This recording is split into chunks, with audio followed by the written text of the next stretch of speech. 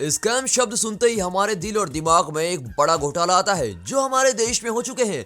ये सभी घोटाले किसी ग्रुप या व्यक्ति के द्वारा किए जाते हैं और इसका खामियाजा पूरे देश को उठाना पड़ता है। साथ ही इससे देश की इकोनॉमी को बहुत बड़ा नुकसान पहुंचता है। सबसे बड़े दुख की बात तो यह है कि ये सारा पैसा जो किसी ग्रुप या व्यक्ति के द्वारा लूटा जाता है वे हमारे टैक्स का पैसा होता है जो हम सरकार को डायरेक्ट या इनडायरेक्ट रूप में देते हैं। सरकार द्वारा इन घोटालों को रोकने के लिए समय समय पर अलग अलग प्रयास किए जाते हैं, पर जिन लोगों को शॉर्टकट तरीके से पैसे कमाना आता है वे लोग गवर्नमेंट सिस्टम में कोई ना कोई लूप होल ढूंढ ही लेते हैं। वैसे तो इन घोटालों की लिस्ट बहुत बड़ी है, पर आज हम बात करने जा रहे हैं ऐसे ही टॉप 10 स्कैम्स की जो हमारे देश में हो चुके हैं। तो स्वागत है दोस्तों आपका हमारे चैनल लग्जरियस भाई में। उम्मीद है आप सभी स्वस्थ और मस्त होंगे। अगर आप चैनल पर नए हैं तो चैनल को सब्सक्राइब करने के साथ साथ वीडियो को लाइक और शेयर करने के साथ साथ हमारे चैनल की आने वाली नई वीडियोस की नोटिफिकेशन पाने के लिए उस बेल आइकन को दबाना ना भूलिए। तो चलिए दोस्तों शुरू करते हैं। नंबर 10 पर है इंडियन हेलीकॉप्टर ब्राइबरी स्कैंडल। 2013 का इंडियन हेलीकॉप्टर ब्राइबरी स्कैंडल, इसे Agusta Westland VVIP chopper scam के नाम से भी जाना जाता है।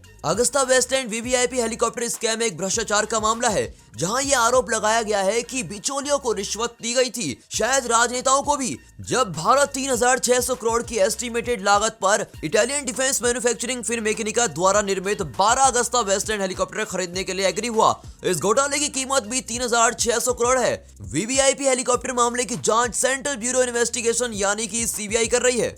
नंबर 9 पर है हर्षद मेहता स्कैम।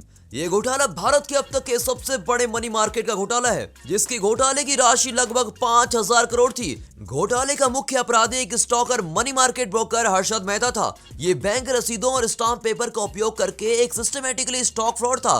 भारतीय शेयर बाजार दुर्घटनाग्रस्त हो गया। इस घोटाले ने भारतीय फाइनेंशियल सिस्टम के लूप होल्स को उजागर किया और इसके परिणाम स्वरूप ऑनलाइन सिक्योरिटी सिस्टम की शुरुआत सहित स्टॉक लेन देन की एक पूरी तरह से सुधार प्रणाली हुई। इस घोटाले ने सिस्टम के साथ साथ कई लोगों को भी प्रभावित किया। इन्वेस्टर के पास तो कोई रास्ता नहीं था जो दुर्भाग्यपूर्ण रूप से 5000 करोड़ रुपए के हर्षद मेहता स्कैम को भूल सके। इस घोटाले को और हर्षद मेहता की जीवनी को देखने के लिए आप हर्षद मेहता के ऊपर बनी एक वेब सीरीज स्कैम 1992 भी देख सकते हैं। नंबर 8 पर है विजय माल्या स्कैम।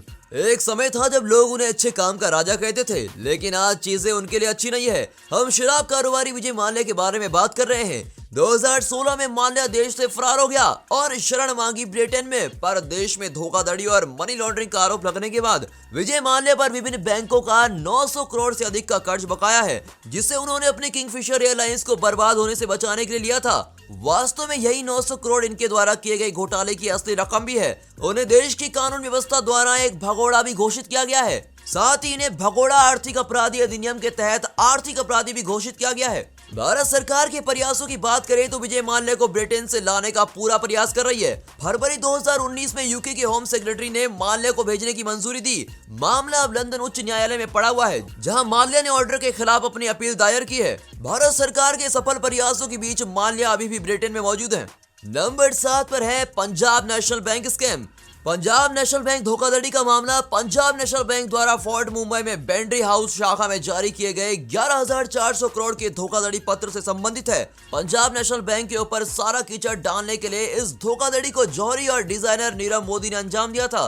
इस स्कैम के अंतर्गत बहुत से लोग शामिल थे, जिसमें नीरव, उनकी पत्नी अमी मोदी, नीरव मोदी के चाचा मेहुल चौकसी, साथ ही पीएनबी के अधिकारी और कर्मचारियों के साथ और नीरव मोदी और मेहुल चौकसी के फर्मों के निदेशक के खिलाफ सीबीआई द्वारा चार्जशीट दायर की गई। चोरी तो चोरी, फिर ऊपर से सीना चोरी। जी हाँ, ये कहावत नीरव मोदी के मामले में लागू होती है, जहां भारत में घोटाले की खबर आने के कुछ दिन पहले 2018 की शुरुआत में नीरव मोदी और उनके परिवार फरार हो गया था। ये भी विजय माल्या की तरह ब्रिटेन में शरण लिए हुए हैं। भारत सरकार द्वारा इन्हें बुलाने के पूरे प्रयास किए जा रहे हैं।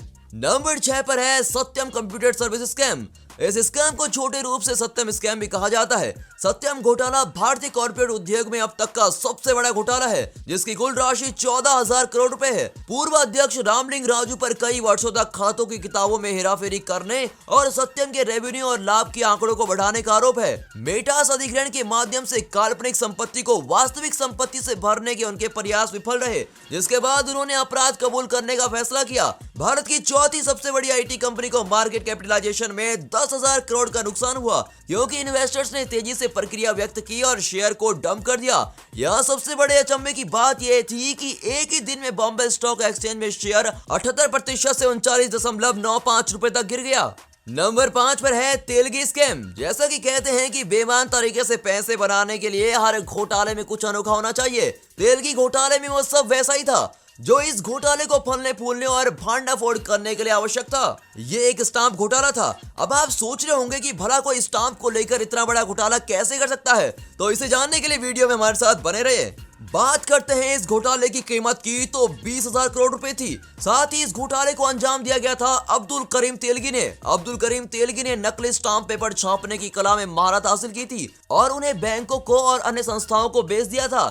नकली स्टाम्प और स्टाम्प पेपर मामले के जाल को अब्दुल करीम तेलगी ने लगभग 12 राज्यों में प्रवेश करवा दिया था और इन स्टाम्प की अनुमानित कीमत 20,000 करोड़ प्लस थी। तेलगी को स्पष्ट रूप से गवर्नमेंट डिपार्टमेंट का बहुत बड़ा सपोर्ट प्राप्त था। हाई सिक्योरिटी टिकटों के उत्पादन और बिक्री के लिए जिम्मेदार थे। नंबर 4 पर है कॉमनवेल्थ गेम स्कैम। घोटालों की बात हो तो 2010 में भारत द्वारा आयोजित कॉमनवेल्थ गेम घोटाले को कैसे मिस कर सकते हैं। इस घोटाले की कीमत लगभग 35,000 करोड़ रुपए थी। ये घोटाला भारतीय खेल जगत से संबंध रखता है। इस घोटाले में गैर मौजूद पार्टियों को भुगतान, कॉन्ट्रैक्ट या एग्जीक्यूशन में जानबूझकर देरी, अधिक बढ़ी हुई कीमत के माध्यम से उपकरण की खरीद में गड़बड़ी और धन की हेराफेरी जैसे विसंगतियां शामिल थी। राष्ट्रमंडल खेलों की आयोजन समिति के पूर्व अध्यक्ष सुरेश कलमाड़ी को अप्रैल 2011 में सीबीआई ने आरोपित किया था और बाद में जेल में डाल दिया। नंबर 3 पर है कर्नाटका वक्फ बोर्ड स्कैम। कर्नाटका वक्फ बोर्ड भूमि घोटाला इंडियन प्रॉपर्टी फंड में कथित तौर पर 1,50,000 करोड़ का घोटाला है, जिसे 2012 में कर्नाटक राज्य अल्पसंख्यक आयोग द्वारा प्रस्तुत एक रिपोर्ट द्वारा पब्लिक किया गया था। मार्च 2012 में कर्नाटक राज्य अल्पसंख्यक आयोग के अध्यक्ष अनवर मणिपड़ी ने कर्नाटक राज्य के मुख्यमंत्री ने आरोप लगाया कि कर्नाटक वक्फ बोर्ड द्वारा नियंत्रित 27,000 एकड़ भूमि का या तो दुरुपयोग किया गया है या अवैध रूप से आवंटित किया गया। जमीन की कीमत 1 लाख रुपए आंकी गई थी। कर्नाटक वक्फ बोर्ड एक मुस्लिम चैरिटेबल ट्रस्ट है जो अमीर लोगों के द्वारा दी गई चैरिटी को गरीब लोगों के उपयोग के लिए धन का प्रबंध और देखरेख करता है। नंबर 2 पर है 2G स्पेक्ट्रम स्कैम। कई घोटालों में ऐसा देखा गया है कि जनता के द्वारा चुने गए मेंबर ही उन घोटालों में शामिल होते हैं। हम बात करने जा रहे हैं ऐसे ही घोटाले की। पूरे भारत के इतिहास में हुए घोटालों में दूसरे नंबर पर है इस स्कैम की कीमत 1,76,000 करोड़ रुपए। बात करें घोटाले की तो 2008 में सरकार उस समय जांच के दायरे में आई जब उस पर आरोप लगाया गया कि उन्होंने 2G स्पेक्ट्रम मेंबरशिप बनाने के लिए उपयोग किए जाने वाले लाइसेंस के बदले मोबाइल टेलीफोन कंपनियों से कम शुल्क लिया था।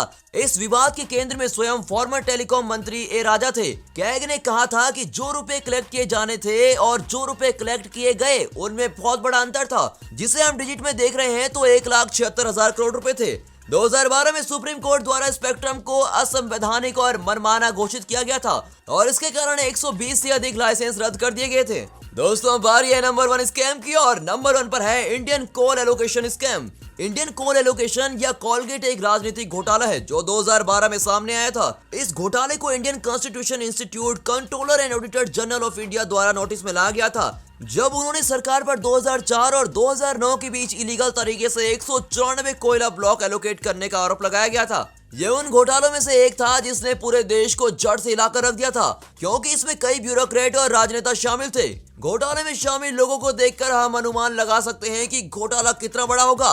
इस घोटाले की कीमत की बात करें तो हालांकि सीएजे ने शुरू में 10 लाख करोड़ से अधिक के नुकसान का अनुमान लगाया था, लेकिन अंतिम रिपोर्ट में घोटाले की राशि 1.86 लाख करोड़ बताई गई थी। दोस्तों, तो ये वीडियो यहाँ पर खत्म होती है। तो ये थी भारत की टॉप 10 स्कैम की लिस्ट। कौन सा स्कैम आपको इंडियन इकोनॉमी के लिए खतरनाक लगा है? साथ ही क्या आपको लगता है कि आने वाले समय में ऐसे स्कैम को रोकने के लिए सरकार को कौन से सख्त कदम उठाने चाहिए? जाते जाते चैनल को सब्सक्राइब करना ना भूलिए और लाइक तो आप कर ही दीजिए, शेयर भी कर ही दीजिए और उस बेल आइकन को दबाना ना भूलिए ताकि आप तक हमारी सारी वीडियोस के नोटिफिकेशन झट से पहुंच जाए।